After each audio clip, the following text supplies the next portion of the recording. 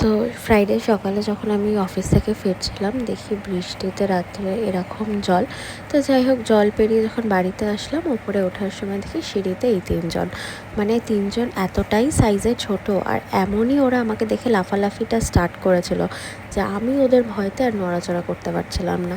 তো যাই হোক, তারপরে বাবাকে ডাকলাম, বাবা ওপর থেকে নিচে নামলো, তারপরে গিয়ে আমি ওপরে উঠলাম। মানে ওইটুকুটুকু ছোট তিনটে বিড়াল আমাকে সকালে নাজেহাল করে দিয়েছে।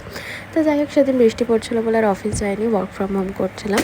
আর করতে করতে দেখো কি হয়েছে, আমাদের ফ্যানের উপরে যে কোটিংটা থাকে সেটা পুরো লিটারেলি খুলে খুলে পড়ছে। মানে আমি ফ্যানটা চালিয়েছি, ধপ করে পড়েছে, খুবই খারাপ গেছে। তো তাই তারপরে আমি অর্ডার করেছিলাম হচ্ছে মোমো থেকে একটু মোমো, কেন অনেক দিন আমি মোমো খাইনি, আমার খুব খেতে ইচ্ছা করছিলো। তাই আমি এখান থেকে স্টিম মোমো আর একটা মোমো বার্গার আনিয়েছিলাম। তো এইসব খেলাম। আর বাবাও দেখি রাত্রে আমার জন্য বিরিয়ানি নিয়ে এসেছে, আর বাড়িতে ডিম কষা হয়েছিল, সেই দিয়ে